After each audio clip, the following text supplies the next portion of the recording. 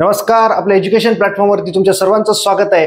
आजच्या लेक्चरमध्ये आपण एक जबरदस्त टॉपिक बघणार आहोत की परीक्षेला 60 दिवस बाकी असताना किंवा शेवटच्या 2 महिन्यात किंवा जे काही वेळ असेल परीक्षेच्या आधी 30 दिवस बाकी असतील, कधी तुम्ही व्हिडिओ बघत असताल तर परीक्षेच्या आधी निदान 2 महिन्यात नेमक्या कुठल्या गोष्टी करायच्या नाहीत आणि मग त्या गोष्टी करायच्या नाहीत तर त्या काय गोष्टी करायच्या ह्या देखील मी सांगणार आहे। जवळपास अशा 10 गोष्टी मी तुम्हाला या व्हिडिओमध्ये सांगणार आहे की ज्या गोष्टी तुम्ही करायच्या नाहीत आणि फक्त करायच्या नाहीत असं नाही, त्याच्यावरती उपाय देखील सांगणार आहे की ही गोष्ट करू नका। त्याच्यामुळे व्हिडिओ शेवटपर्यंत बघा आणि तुमच्या ज्या चुका होत असतील या व्हिडिओमध्ये मी सांगतोय तर तुम्ही स्वतःच लिहून ठेवा की तुम्ही स्वतः या चुका करत आहात आणि त्या चुका मी आजपासून करणार नाही अशी एक शपथ पूर्व परीक्षेपर्यंत घ्या आणि ही शपथ घेतल्यानंतर त्याच्यावरती अंमलबजावणी पूर्व परीक्षेपर्यंत करा। जास्त दिवस नाहीयेत। जे काही तुम्ही कधी हा व्हिडिओ बघत असेल 2-3 महिन्यात बघत असाल, आता सध्याच्या परिस्थितीमध्ये जवळपास 55-58 दिवस राहिलेले आहेत। त्याच्यात टेन्शन घेऊ नका, व्हिडिओ शेवटपर्यंत बघा, एकदम टू द पॉइंट सांगणार आहे। पहिल्यांदा आता हाच व्हिडिओ तुम्ही मोबाईलवरती बघताय तर मोबाईलचा वापर कमी करायचा आहे आपल्याला। बंद कुणीच नाही करू शकत, तुम्ही असाल की कुणी असो, बंद आपण करू शकत नाही। मग मोबाईलचा वापर कमी करायचा आहे, पण नेमका कसा करायचा आहे तर मोबाईलचा वापर कमी करा तर 2 ते 3 वाजेपर्यंत दुपारी शक्यतोवर मोबाईल वापरणं टाळा। म्हणजे मोबाईल खिशात ठेवा पण सोशल मीडिया बघू नका, व्हॉट्सअपचे मेसेज बघू नका, टेलिग्रामचे पण मेसेज दुपारी 2-3 पर्यंत बघू नका। टेलिग्रामचे वाटलं तर नंतरच बघा, काय एवढं काय आपलं कोटीचं नुकसान होत नाही। एवढी मोठी अपडेट आली, कोणतरी काहीतरी पाठवलंय, 2 वाजेपर्यंत नाही आलो मग तुझं नुकसान झालं 2 कोटीचं, असं आहे का? काही नाही।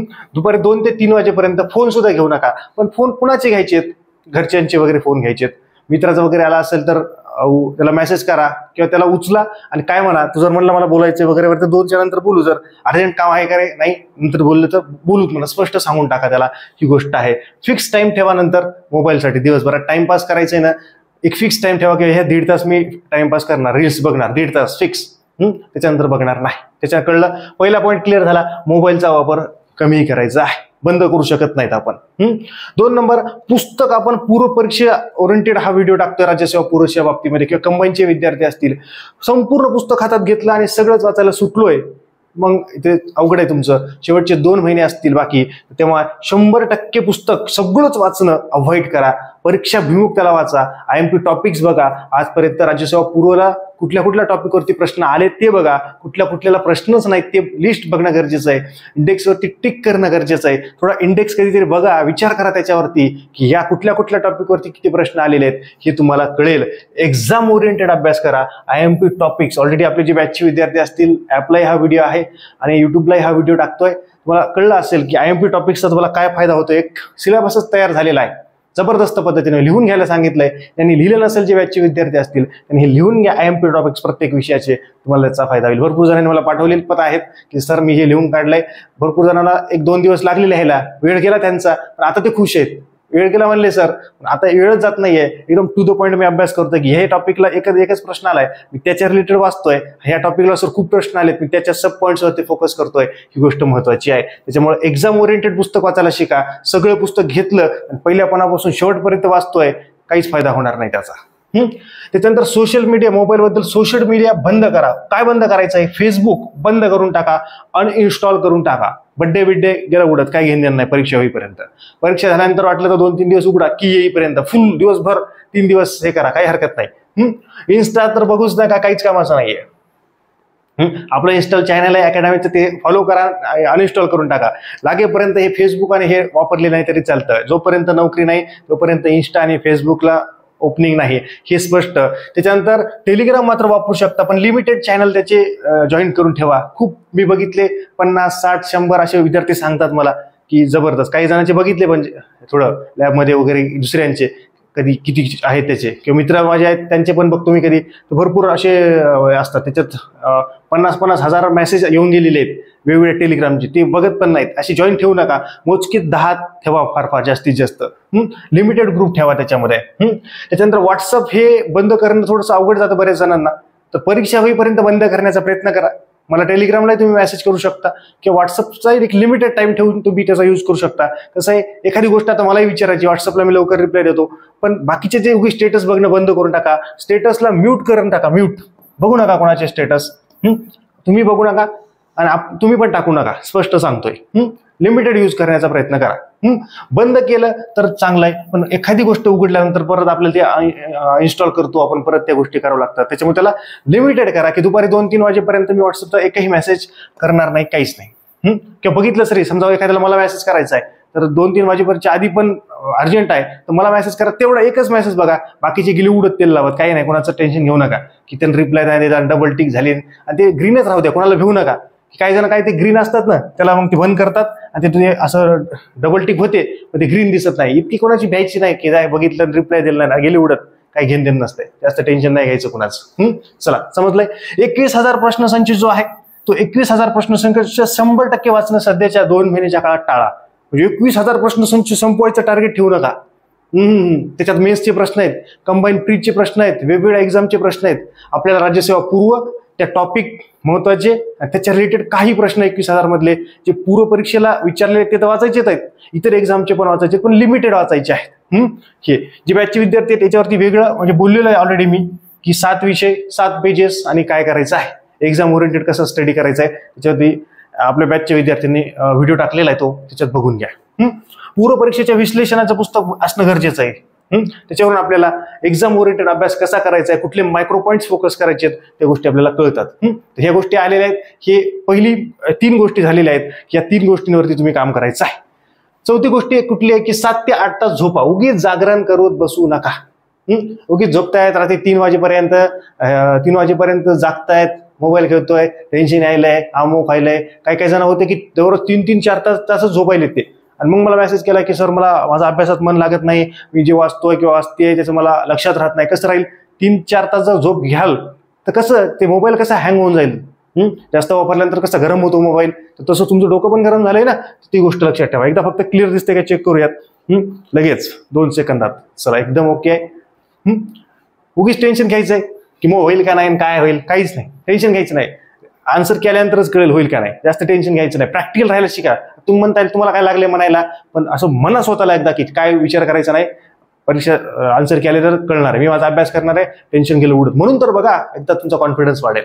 प्रॅक्टिकल राहायला शिका. उगी टेन्शन घ्यायला ओव्हर थिंकिंग करायला काय होईल की नोकरी नाही लागल्यावर काही नाही, जे होईल शेती करू, जाऊन शेती असेल तर बिझनेस टाकू, काय पण करू. म्हणा आता घरी होईल, नंतर ज्या दिवशी नाही लागणार ना त्या दिवशी विचार करू आपण. सध्या त्याचा विचार करून ज्या सध्याच्या परिस्थितीमध्ये जो वेळ आहे तो फक्त ओव्हर थिंकिंग करण्यात वाया घालू नका. जे वाटते तुमच्या मनात येते ना प्रश्न की मला काय होईल ते लिहून घ्या. काय कोणात प्रश्न येईल, माझं लग्न होईल का नाही, मला खून पोरगी द्यायला का नाही, नोकरी लागेल का नाही, किंवा माझा बिझनेस चालेल का नाही. नंतर मी सध्या 365 दिवस मी किती वेळ आहे, मी पुढचे 6 महिने अभ्यास करणार आहे. बस एक तारीख लिहा, या तारखेला मी या सगळ्या प्रश्नांचं उत्तराचं शोधणार. जे काही माइंडमध्ये प्रश्न आले लिहून ठेवा कागदावरती, जे काही येत असतील व्हॉट काय तुमच्या मनात एखादी मुलगी तुम्हाला आवडत असेल, तिचं लग्न होणार असेल, घेणं नाही, 6 महिने वेळ देणार आहे, तोपर्यंत राहिली तर राहिली, नाही तर गेली उडत. एखाद्या मुलीला एखादा मुलगा आवडत असेल त्या पद्धतीनं ते तसेच लिहून घेऊ शकता. टेन्शनच घ्यायचं नाही आयुष्यात, कारण की त्या गोष्टीवरती आपण काहीच करू शकत नाही. ही गोष्ट लक्षात घ्या. प्रॅक्टिकली राहायला शिका. याच्यामध्ये एक गोष्ट आहे की समजा तुम्हाला वाटतं की सर मग माझी वाईट परिस्थिती आहे, मी यावर्षी लागणं गरजेचं आहे, एमपीएससीला असं आहे का, कुठं काही लिहिलंय का, एखादा बॉक्स आहे का एमपीएससी जाहिरातमध्ये की एकदम गरीब आहे, एकदम त्याला परिस्थितीचं आहे, एखाद्याच्या गर्लफ्रेंडचं लग्न व्हायलंय, एखाद्या बॉयफ्रेंडचं लग्न व्हायलंय, मग लवकर लागणं गरजेचं आहे, असं आहे का? ही आमची क्रायटेरिया आहे, हा सिलेबस आहे, ही परीक्षा आहे, ही मेन्स आहे, ही मुलाखत आहे, एवढे गुण लागतात, एवढा कट ऑफ आहे, ही जे पात्रता आहे त्याच्यात तुम्ही बसताय, हे नोकरीला तुम्ही काय तुमचे संकट आहे ते एमपीएससीला घेणदेण नाही किंवा कुठल्याच बॉडीला घेणदेण नाहीये. त्याच्यामुळे स्वतःच आपल्याला त्याच्यावरती निपटारा करायचा आहे. त्याचा ते कारण सांगत बसायचं नाहीये. स्वतःला पण सांगू नका, स्वतःवरती पण दया करू नका. म्हणतोय मी बोलायला, मलाही मान्य आहे की हे आहे, जेव्हा आपल्यावरती संकट येतं ना त्यावेळी त्या विचार करणं त्या गोष्टीवरती गरजेचं आहे. ही गोष्ट महत्वाची आहे. चला, नोट्स काढणं सध्या लिमिटेड करा. 100% बंद करू नका, पण लिमिटेड करा. 30% नोट्स काढा. कुठल्या? फॅक्च्युअल डाटा काढा, ज्या शेवटच्या 8 दिवसात आपल्याला वाचता येईल असा, आणि शेवटच्या 2 ते 3 दिवस पटकन रिव्हिजन होईल असा. त्याच्यात पाठांतराचा भाग आहे, कुठलं पाठ करायचंय कुठलं नाही, ते ट्रिक्स काय काढू शकतात आणि काही अंडरलाईन पुस्तकावरती करू शकतात, जे ओव्हरलुक करता येईल आपल्याला पटापट त्या पद्धतीने करू शकता. पण 100% घेतोय मी, मस्त नोट्स काढतोय, लाल पेन, हिरवी पेन, चार्ट बीट, लिमिटेड करा. कमी काढा पण लिमिटेड. टेस्ट सिरीज लावताय भरपूर जण. आपली टेस्ट सिरीज आहे, तुम्ही मला व्हॉट्सअपला मेसेज करा, टेस्ट सिरीज पाहिजे असेल तर आहे आपली टेस्ट सिरीज. पण टेस्ट सिरीज सोडवतात, स्कोर कमी आला टेन्शन घेतात, तर त्याच्यावरती परत एकदा मी व्हिडिओ टाकणार आहे युट्यूबला की टेस्ट सिरीज मध्ये कमी गुण आल्यानंतर काय करायचंय. पण सध्या काही गोष्टी सांगतो की टेस्ट सिरीज मध्ये कमी गुण आलाय ना तर टेन्शन घ्यायचं काय, अजिबात नाही. तुम्हाला 200 पैकी 50 पडू, टेन्शन नाही घ्यायचं. 200 पैकी 190 पडू तरी हवेत जायचं नाही.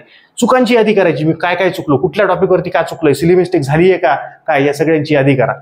प्रश्नाचं विश्लेषण करा, हे प्रश्न का बरोबर आलाय, मी टुक्का मारलाय का, काय आहे, मी अभ्यास केलता का, कंटेंट कुठे वाचलंय का, हे त्या पद्धतीनं त्याचं एक्सप्लेनेशन. म्हणजे आपल्या टेस्ट सिरीजमध्ये दोन्ही सीसॅट आणि जीएस आहे आणि प्रत्येक प्रश्नाचं एक्सप्लेनेशन प्रिंटेड दिलेलं आहे आणि मराठी आणि इंग्रजी दोन्ही भाषेमध्ये टेस्ट सिरीज उपलब्ध आहे.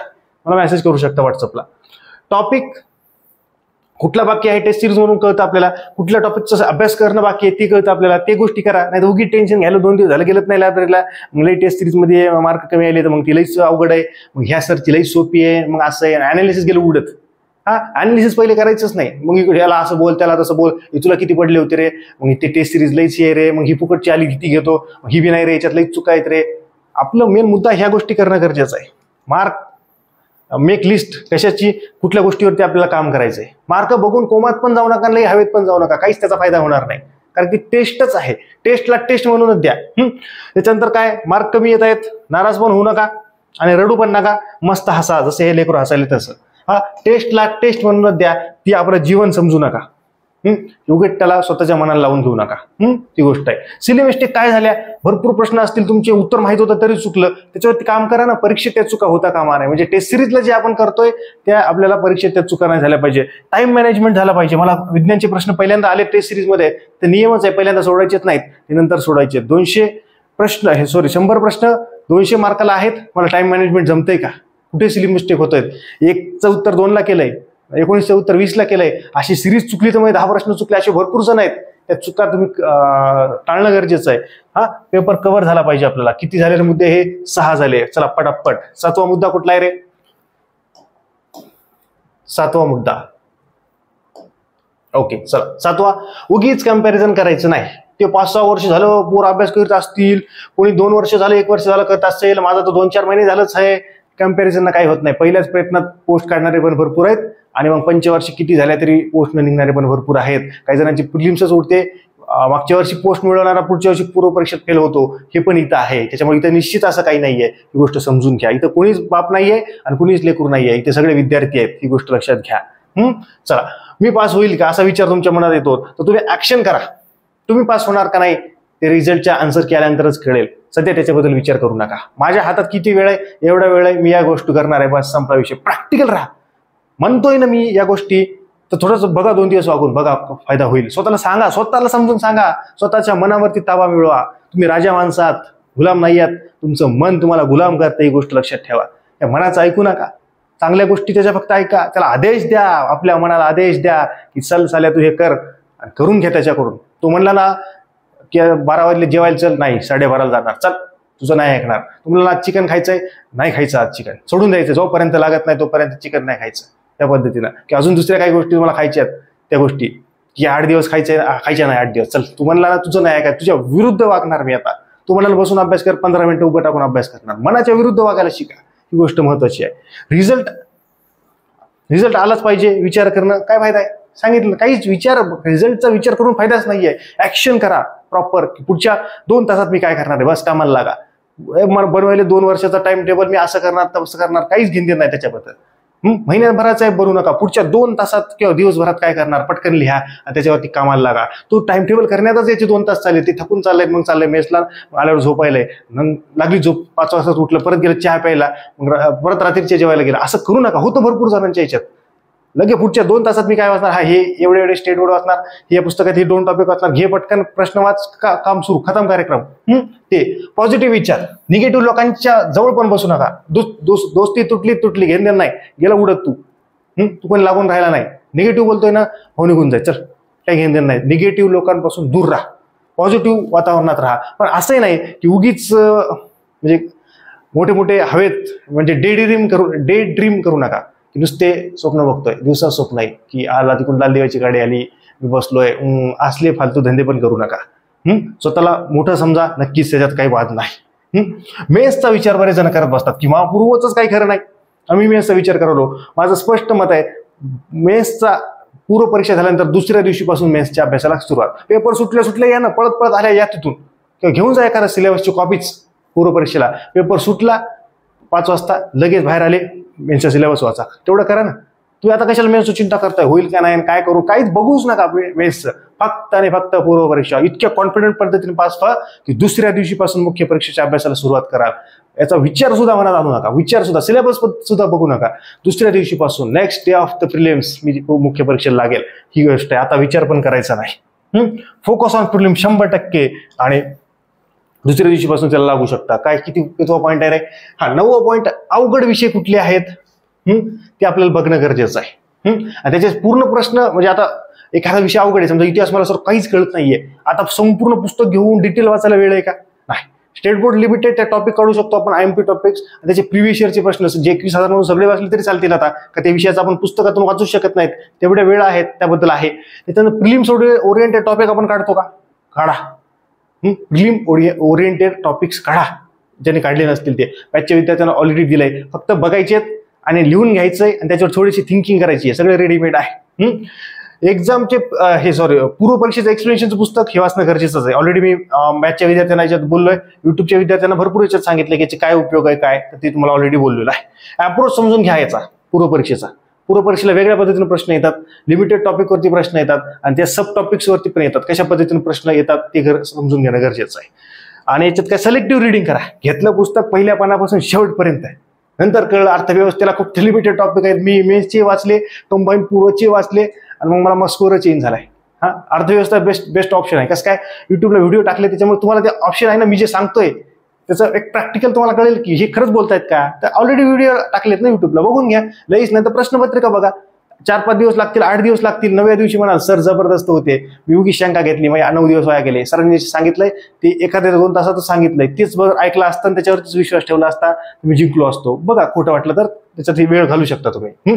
लिमिटेड. आता लेक्चर बघत असताना काही जण काय करतात, 60 दिवस बघत असताना सगळेच लेक्चर बघतात, सगळेच. म्हणजे मला कोणाला विरोध नाही करायचा, कुणाच्या क्लासवाल्याच्या पोटावर पण पाय द्यायचा नाही की तुम्ही त्याचे लेक्चर बघू नका म्हणून. बघा, पण लिमिटेड बघा. मला समजा राष्ट्रपती टॉपिक सगळे यायले, प्रश्न सोडवले तर सगळे यायलेत बरोबर, मी कशाला ते बघू डबल? मला जे येत नाही ते बघा ना, माझे असेल किंवा कुणाची असेल. मला ज्या टॉपिकवरती सर मी जुने प्रश्न बघितले, मी सोडवले, मला जवळपास 90% 80% अॅक्युरसी आहे आणि ते वाचल्यानंतर पण कळतंय, मग ते व्हिडिओ बघण्याची काय गरज आहे? ही गोष्ट समजते का मला काय सांगायचं आहे? ज्या टॉपिकवरती मला येतंय ते बघू नका. सर्वच व्हिडिओ बघणं टाळा ना. शक्य आहे का सगळे व्हिडिओ बघणं या 60 दिवसात? शक्य नाही. मग लिमिटेड बघा, मग गरजेनुसार बघा, काही बघा, कन्सेप्ट क्लिअर साठी. ही महत्वाची गोष्ट आहे. समजलंय का मला काय सांगायचंय? सगळंच वाचत बसायला आपल्याकडची वेळ नाही. तर हे समजलंय. ज्यांना मला व्हॉट्सअपला मेसेज करायचा आहे त्यांनी 94 21 44 24 36 या व्हॉट्सअप क्रमांकावरती मला मेसेज करा. याच्यावरती तुमचं पूर्ण नाव, तुमचा जिल्हा आणि तुमच्या डिग्रीचं नाव, तुमचे पासआउट वर्ष हे पाठवा. तुमचा कॉन्टॅक्ट व्हॉट्सअपला सेव्ह होईल आणि तुम्हाला माझे स्टेटस दिसतील. ओके. आणि त्याच्यातून तुम्ही जे काही मला प्रश्न विचारायचे असतील ते विचारू शकता. स्टेटसच्या माध्यमातून मी भरपूर असे काही टिप्स, ट्रिक्स आणि स्टेप्स मी भरपूर स्टेटसला दररोज टाकत असतो. त्याचा तुम्हाला या स्पर्धा परीक्षेच्या युगामध्ये फायदा होणार आहे. तर हे जवळपास ह्या 10 गोष्टी मी सांगितल्यात. पुढे जे काही तुमचे प्रश्न असतील खाली कमेंट सेक्शनमध्ये कमेंट करा. युट्यूबचे विद्यार्थी जे बॅचचे असतील किंवा तुम्ही युट्यूबचे पण व्हॉट्सअपला देखील मेसेज करू शकता. नक्कीच कॉल डायरेक्ट करू नका, व्हॉट्सअपला मेसेज करा. प्रत्येकाला कॉलवरती बोलणं शक्य नाही, कारण की भरपूर कॉल्स येतात. तुमच्यासाठी मी एकटा आहे, पण माझ्यासाठी तुम्ही भरपूर आहात. दररोजचे जर 10 जरी कॉल आले मिनिमम, त्यांना 5 मिनिटं जरी दिले तर दररोज 1 तास वाया चाललाय. ती गोष्ट समजून घ्या. व्हॉट्सअपला मेसेज करा, जसा वेळ मिळेल 24 तासाच्या आत तुम्हाला मी रिप्लाय देण्याचा प्रयत्न करतो. अगदीच बोलावंसंच वाटतं तर व्हॉट्सअपला मेसेज टाकत चला, त्याच्यानुसार मी वाटत तुम्हाला मग कॉलिंगचा टाइम देतो. म्हणजे व्हॉट्सअपला प्रश्न पाठवल्यानंतर मला ते रिप्लाय देणं सोपं जातं. तुम्ही कॉल करणार, तुम्ही बोलणार, अमुक तो वेळ जाणार. व्हॉट्सअपला तुमचा प्रश्न वाचला त्याच्याबद्दल मी डिटेल पद्धतीने मेसेज पण देत असतो. तर भेटूयात अशाच जबरदस्त लेक्चर्स नेक्स्ट लेक्चरमध्ये. आपल्या चॅनल लाईक, सबस्क्राईब आणि शेअर करायला नक्कीच विसरू नका. भेटूयात पुढच्या लेक्चरमध्ये. तोपर्यंत धन्यवाद.